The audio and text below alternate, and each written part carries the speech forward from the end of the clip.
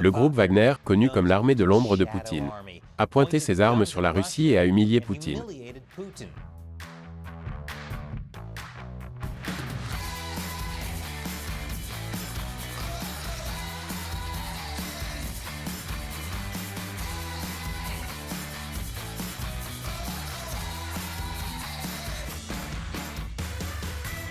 Bienvenue dans l'émission Amérique dévoilée, je suis Chris Chappell. Le week-end a été mouvementé en Russie. Un tourbillon tel qu'il va vous faire perdre votre chemise.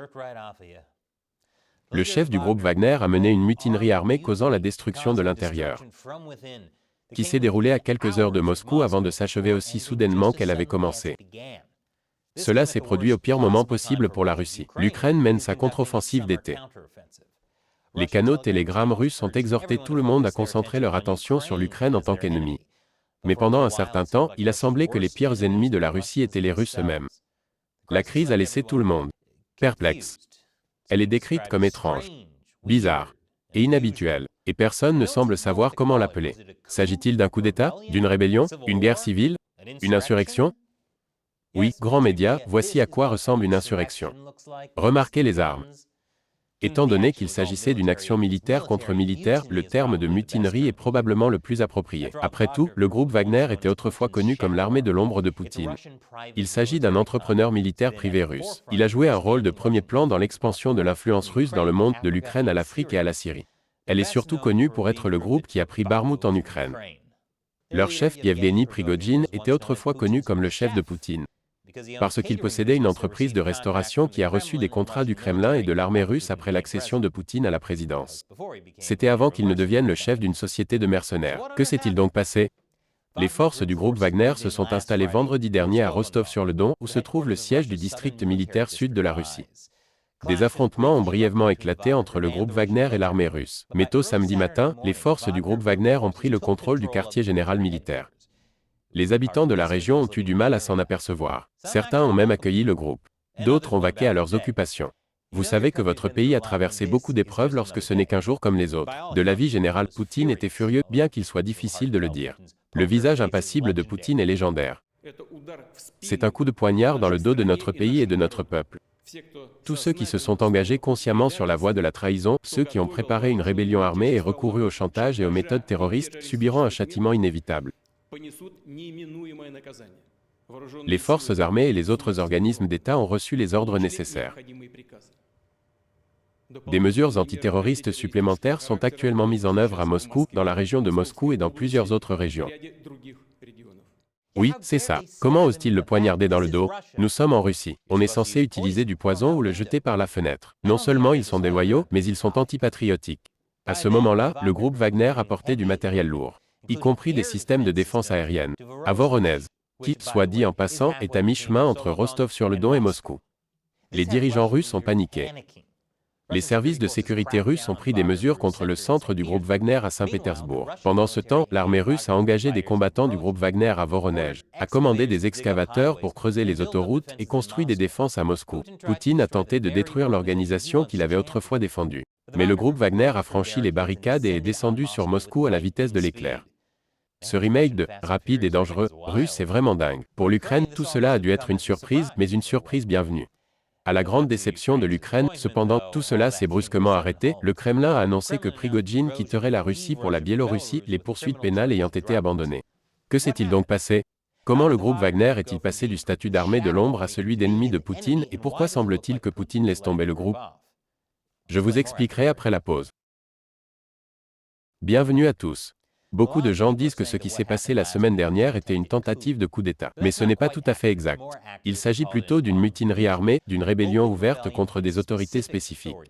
Dans le cas présent, cette autorité était le ministère russe de la Défense. Le chef du groupe Wagner, Prigojine, était très remonté contre les dirigeants militaires russes. En particulier le ministre de la Défense Sergueï Shoïgu et le chef de l'état-major général Valery Gerasimov. Prigojine reprochait aux dirigeants russes d'avoir fait échouer l'invasion de l'Ukraine par la Russie et de s'être attribué les mérites des victoires. Ses collègues se sont trompés et lui ont volé le mérite de son travail, alors il veut faire la guerre pour cela. Je n'aurais jamais pensé dire cela un jour. Mais ce chef de l'armée des ombres est tout à fait racontable. Prigojine a notamment blâmé à plusieurs reprises le ministère russe de la Défense pour le manque de munitions et la fuite des soldats russes devant Bakhmout. Et ce, malgré le fait que le groupe Wagner disposait d'un avantage significatif en matière d'artillerie et d'un soutien préférentiel. Il s'agit peut-être d'une réponse à la Russie qui rationne les munitions en prévision de la contre-offensive de l'Ukraine. Des munitions rationnées, probablement la pire chose que la Russie ait rationnée depuis le pain.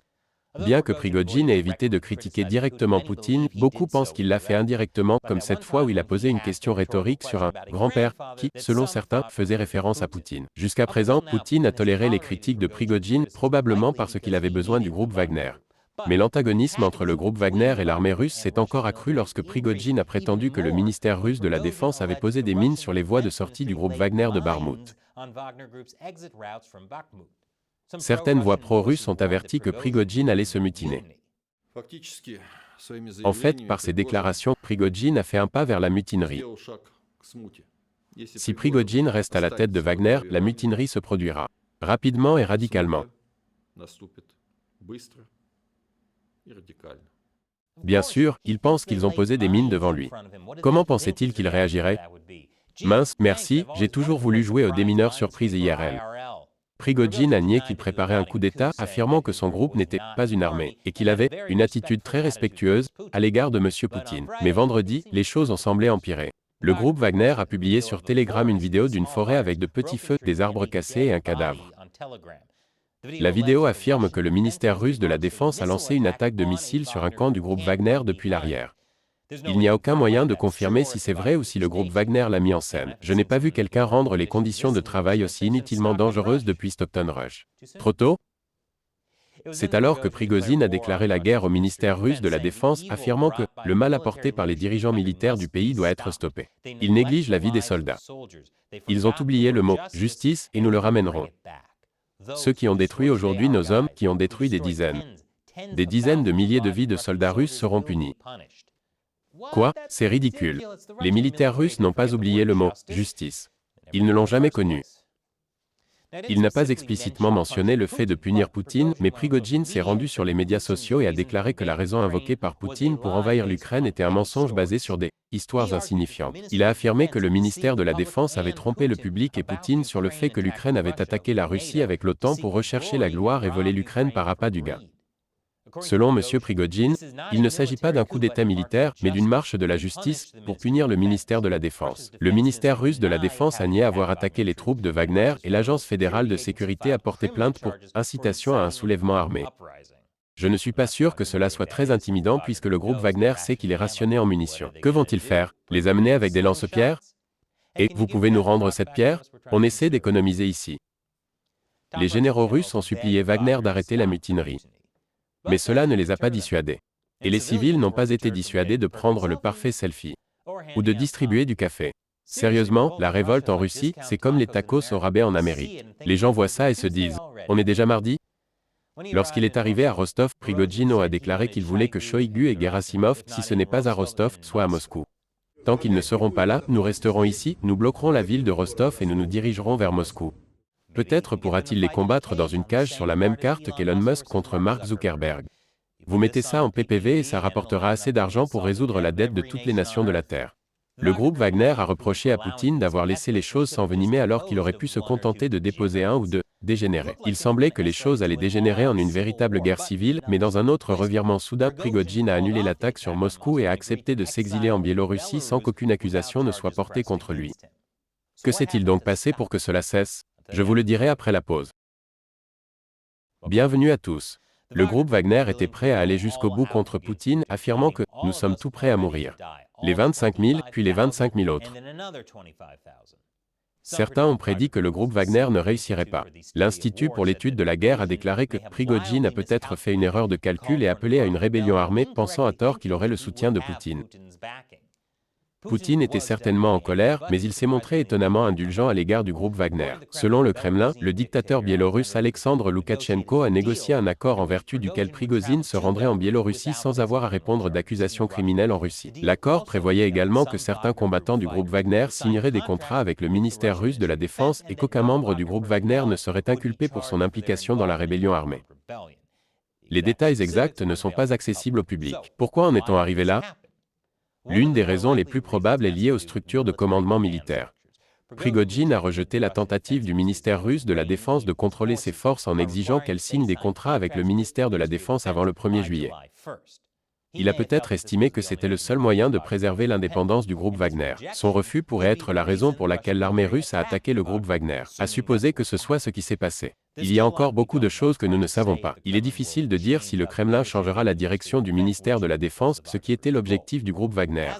À l'heure où nous publions cet enregistrement, il semblerait que le ministre russe de la Défense, M. Shoigu, soit assigné à résidence. Mais Prigojine est également absent. Le secrétaire d'État américain Anthony Blinken pense que l'affaire n'est pas terminée. Un analyste a déclaré à Sky News que l'affaire avait peut-être été orchestrée et que la conclusion semblait un peu trop facile. Cela n'a pas mis fin à la guerre en Ukraine, mais le consensus est que cela a définitivement humilié Poutine. Et cela l'a probablement rendu encore plus paranoïaque quant aux personnes à qui il peut faire confiance. Que pensez-vous de la mutinerie du groupe Wagner ? Laissez vos commentaires ci-dessous. Et n'oubliez pas que nous dépendons principalement du soutien direct de téléspectateurs comme vous. Si vous souhaitez nous aider à diffuser des informations non partisanes, il vous suffit $1 par épisode sur notre site de financement participatif Patreon. Visitez patreon.com/americauncovered pour en savoir plus. Cliquez sur le lien ci-dessous. Encore une fois, je suis Chris Chappell, merci d'avoir regardé Amérique dévoilée.